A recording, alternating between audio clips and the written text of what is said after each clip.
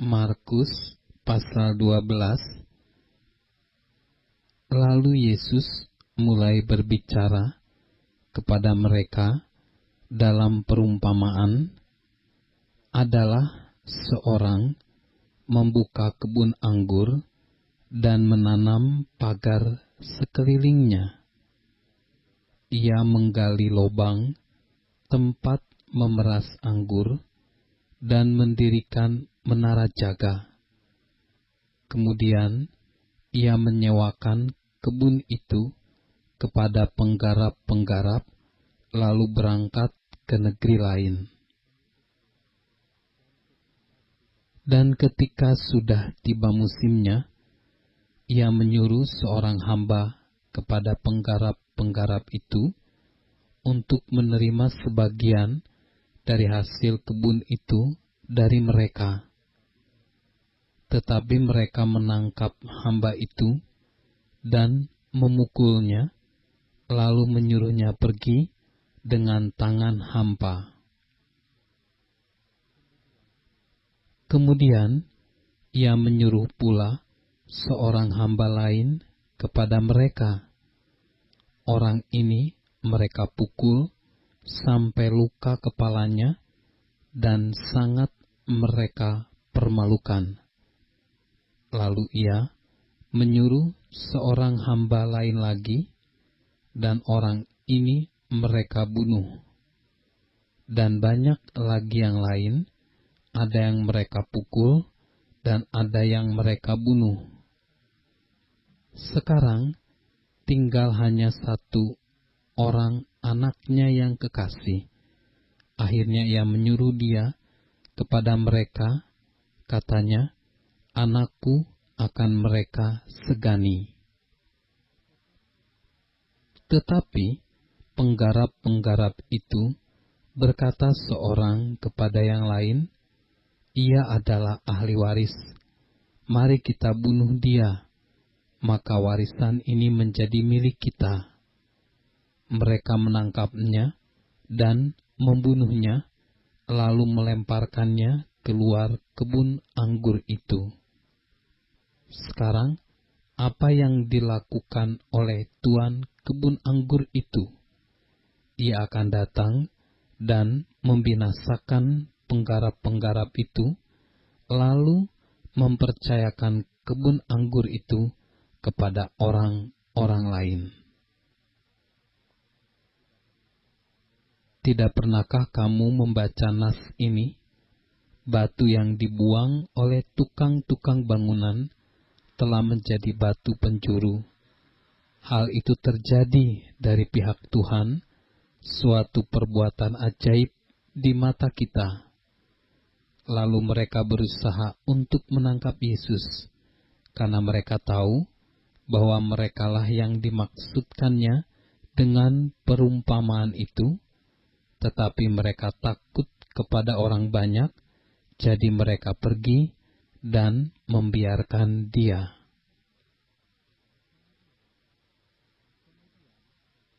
Kemudian disuruh beberapa orang Farisi dan Herodian kepada Yesus untuk menjerat dia dengan suatu pertanyaan. Orang-orang itu datang dan berkata kepadanya, "Guru, kami tahu engkau adalah seorang yang jujur, dan engkau tidak takut kepada siapapun juga, sebab engkau tidak mencari muka, melainkan dengan jujur mengajar jalan Allah dengan segala kejujuran. Apakah diperbolehkan membayar pajak kepada Kaisar atau tidak? Haruskah kami bayar atau tidak?" Tetapi Yesus mengetahui kemunafikan mereka, lalu berkata kepada mereka, "Mengapa kamu mencobai aku? Bawalah kemari suatu dinar, supaya kulihat." Lalu mereka bawa, maka ia bertanya kepada mereka, "Gambar dan tulisan siapakah ini?" Jawab mereka, "Gambar dan tulisan Kaisar." Lalu kata Yesus kepada mereka, "Berikanlah kepada Kaisar apa yang wajib kamu berikan kepada Kaisar, dan kepada Allah apa yang wajib kamu berikan kepada Allah." Mereka sangat heran mendengar Dia. Datanglah kepada Yesus beberapa orang Saduki yang berpendapat bahwa tidak ada kebangkitan. Mereka bertanya kepadanya, "Guru, Musa menuliskan perintah ini untuk kita. Jika seorang yang mempunyai saudara laki-laki mati dengan meninggalkan seorang istri, tetapi tidak meninggalkan anak, saudaranya harus kawin dengan istrinya itu dan membangkitkan keturunan bagi saudaranya itu." Adalah 7 orang bersaudara. Yang pertama kawin dengan seorang perempuan dan mati dengan tidak meninggalkan keturunan. Lalu yang kedua juga mengawini dia dan mati dengan tidak meninggalkan keturunan. Demikian juga dengan yang ketiga. Dan begitulah seterusnya. Ketujuhnya tidak meninggalkan keturunan, dan akhirnya sesudah mereka semua, perempuan itu pun mati. Pada hari kebangkitan, bila mana mereka bangkit, siapakah yang menjadi suami perempuan itu? Sebab ketujuhnya telah beristrikan dia.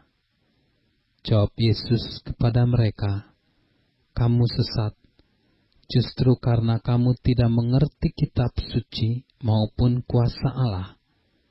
Sebab apabila orang bangkit dari antara orang mati, orang tidak kawin dan tidak dikawinkan, melainkan hidup seperti malaikat di sorga. Dan juga tentang bangkitnya orang-orang mati, tidakkah kamu baca dalam kitab Musa, dalam cerita tentang semak duri, bagaimana bunyi firman Allah kepadanya, 'Akulah Allah Abraham, Allah Ishak, dan Allah Yakub.' Ia bukanlah Allah orang mati, melainkan Allah orang hidup. Kamu benar-benar sesat."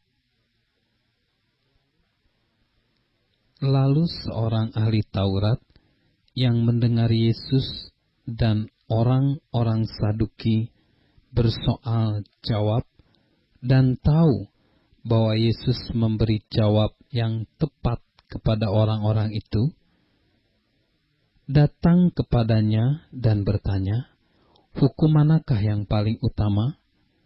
Jawab Yesus, "Hukum yang terutama ialah, dengarlah, hai orang Israel, Tuhan Allah kita, Tuhan itu Esa. Kasihilah Tuhan Allahmu dengan segenap hatimu, dan dengan segenap jiwamu, dan dengan segenap akal budimu, dan dengan segenap kekuatanmu. Dan hukum yang kedua ialah, kasihilah sesamamu manusia, seperti dirimu sendiri.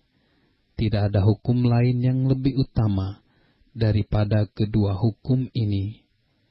Lalu kata ahli Taurat itu kepada Yesus, "Tepat sekali, Guru.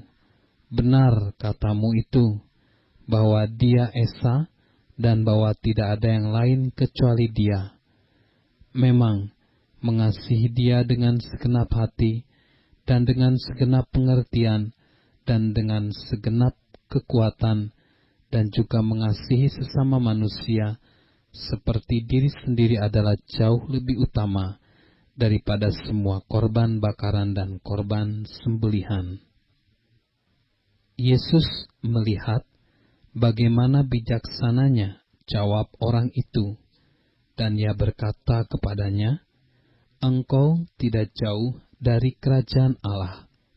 Dan seorang pun tidak berani lagi menanyakan sesuatu kepada Yesus. Pada suatu kali, ketika Yesus mengajar di Bait Allah, ia berkata, "Bagaimana ahli-ahli Taurat dapat mengatakan bahwa Mesias adalah anak Daud?" Daud sendiri oleh pimpinan Roh Kudus berkata, "Tuhan telah berfirman kepada Tuanku, duduklah di sebelah kananku, sampai musuh-musuhmu kutaruh di bawah kakimu." Daud sendiri menyebut dia tuannya. Bagaimana mungkin ia anaknya pula? Orang banyak yang besar jumlahnya mendengarkan dia dengan penuh minat. Dalam pengajarannya, Yesus berkata, "Hati-hatilah terhadap ahli-ahli Taurat yang suka berjalan-jalan memakai jubah panjang dan suka menerima penghormatan di pasar, yang suka duduk di tempat terdepan di rumah ibadat dan di tempat terhormat dalam perjamuan, yang menelan rumah janda-janda, sedang mereka mengelabui mata orang dengan doa yang panjang-panjang. Mereka ini pasti akan menerima hukuman yang lebih berat." Pada suatu kali, Yesus duduk menghadapi peti persembahan dan memperhatikan bagaimana orang banyak memasukkan uang ke dalam peti itu. Banyak orang kaya memberi jumlah yang besar. Lalu datanglah seorang janda yang miskin, dan ia memasukkan 2 peser, yaitu 1 duit. Maka dipanggilnya murid-muridnya dan berkata kepada mereka, "Aku berkata kepadamu, sesungguhnya janda miskin ini memberi lebih banyak daripada semua orang yang memasukkan uang ke dalam peti persembahan, sebab mereka semua memberi dari kelimpahannya, tetapi janda ini memberi dari kekurangannya, semua yang ada padanya, yaitu seluruh nafkahnya."